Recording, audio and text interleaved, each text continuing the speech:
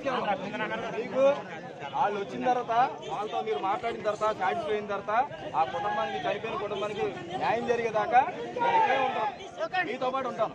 మీరు ఆవేశపడకుండా సైలెంట్గా ఉండండి. మీరు నేను చేసి పెడతాను అన్నాను కదా, మీ అందరూ తప్పిస్తాను.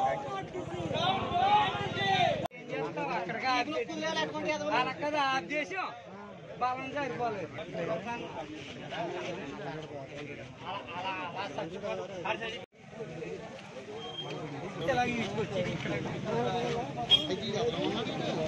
ఆర్డర్ మీద ఉన్నవాడే కదా మరి. ఇంకొకడేమో ఇంకొకటి కూడా ఆడు కూడా కష్టం.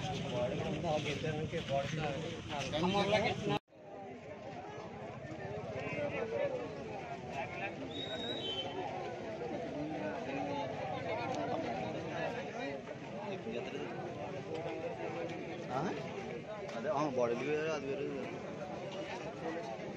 అదే అదే చూడండి బాబు నీ ఫోన్ పోయి చెప్తావా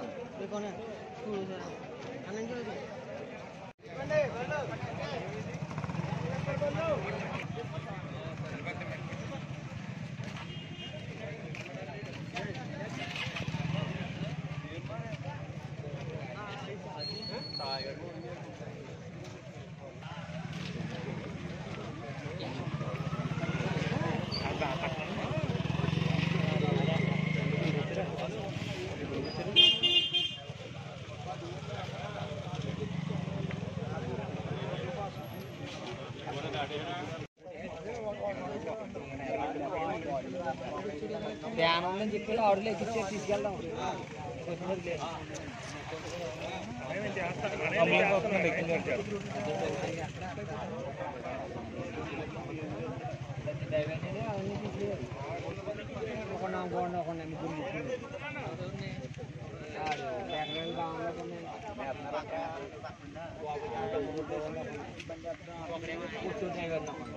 సీఏ గారు మనకు హామీ ఇచ్చారు, మనకు న్యాయం జరిగే వరకు ఆయన ఇక్కడే కూర్చుంటాను అనడం ఖచ్చితంగా ఆయన కూర్చుంటాడు. మనకు న్యాయం జరుగుతుందని నమ్మకం నాకుంది. ఆర్డీఓ గారు వస్తున్నారు, ఆర్టీసీ నుంచి మేనేజ్మెంట్ కూడా దిగుతుంది. ఖచ్చితంగా మనకు న్యాయం జరగాలని నేను కోరుకుంటున్నా. న్యాయం జరిగే వరకు ఇక్కడి నుంచి కదలమని మీ అందరికీ హామీ ఇస్తున్నా. Thank you very much.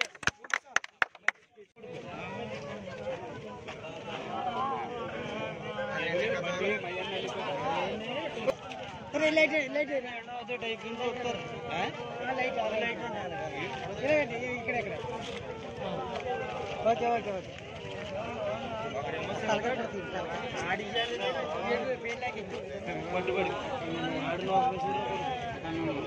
వీడు వీడు కన్నవుడు ఆడు దాన్ని పట్టుకోడు తమ్ముడు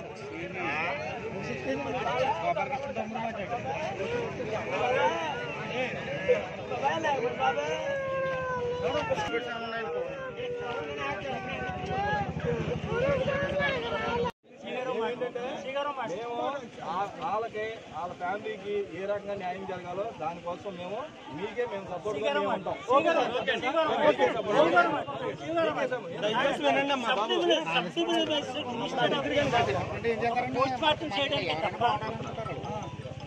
అధికారాలు నేను చేతనని చెప్తానికి ఎంఆర్ఓ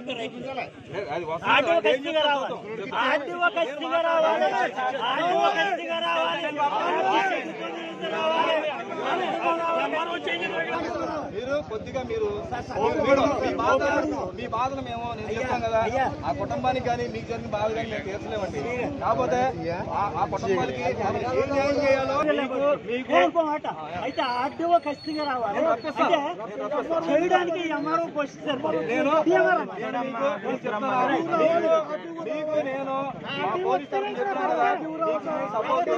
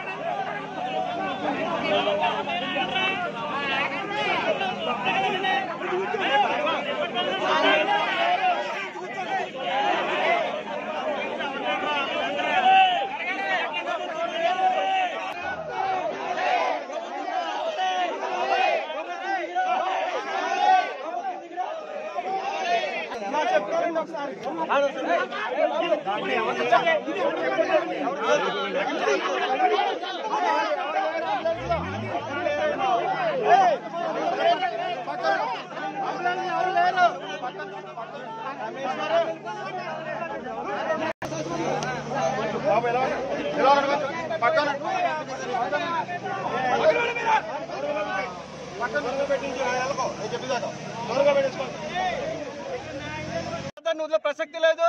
ఏదైతే సరిపోయిన కుటుంబాలు ఉన్నాయో ఆ కుటుంబాలకి న్యాయం జరిగిన తర్వాతే మేము ఇక్కడి నుంచి వెళ్తాము. అందుకోసం చనిపోయిన పేద కుటుంబాలన్నిటి కూడా ప్రభుత్వం అంతా కూడా వారికి దొరికినటువంటి సాయం చేయాలని చెప్పేసి కోరుకుంటున్నాము. రెండో విషయం చివరాఖరిగా మాట చెప్తాను. మాకు న్యాయం జరగలేదని చెప్పేసి మేము అక్కడ ఒక 3 దగ్గరలో రాస్తాను చేయడానికి ఒకసారి కూర్చున్నాం. అన్ఫార్చునేట్లు పోలీస్ ఆఫీసర్ వచ్చాడు. ఆయన పేరేంటో నాకు తెలియదు, కానీ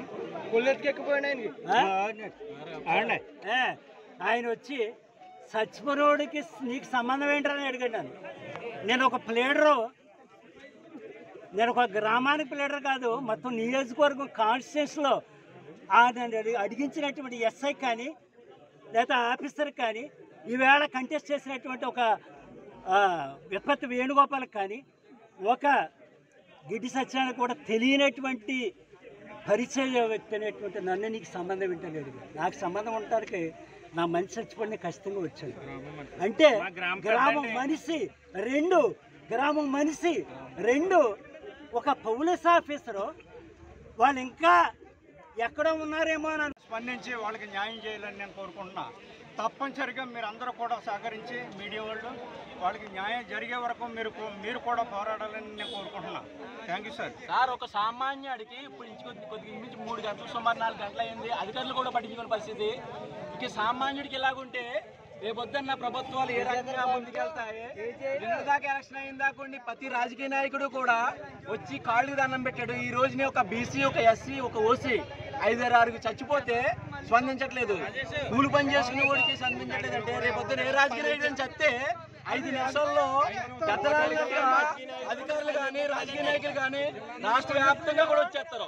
ఎంతమంది 5 చచ్చిపోయారంటే ఇప్పుడు స్పందించలేదంటే దీనికి చాలా తీవ్రమైన పరిణామాలు ఎదుర్కోవాల్సి వస్తుంది. ఒకటి గండిపేదపూడి గ్రామంలో 2 చచ్చిపోయారు, 2 సంబంధించిన వాళ్ళు. అలా బెల్లంపూడి, ఊడిమూడి సంబంధించిన వాళ్ళు కూడా 4 కులాలకు సంబంధించిన వాళ్ళు కూడా చచ్చిపోతే ఇక్కడ స్పందించలేదంటే దీన్ని ప్రభుత్వం తగిన నిర్ణయం తీసుకోకపోతే ఈ 4 గ్రామస్తులు కూడా తీవ్రంగా ప్రతిఘటిస్తామని చెప్తున్నాం.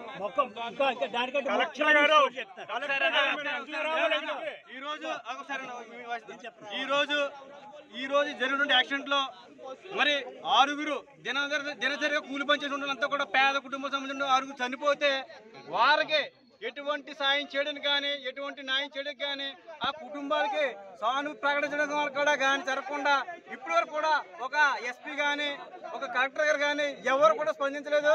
స్థానికంగా ఎస్ఐ గారు, సిఐ గారు మాత్రం సీన్లోకి వచ్చారు. ఏదైతే ఈ ఆర్టీసీ ఉందో ఈ ఆర్టీసీ కూడా ప్రైవేట్ ట్రాన్స్ పెట్టి నిరంకుశంగా డ్రైవర్లని వాళ్ళకి ఎటువంటి లైసెన్స్ లేనటువంటి వ్యక్తులు పెట్టి డ్రైవింగ్ నడుపుతున్నారు. వాళ్ళు ఇవాళ రోడ్డు పక్కనే ట్రాక్టర్లు ధాన్యం ముందు ఎగిరి వచ్చేసుకుంటారు.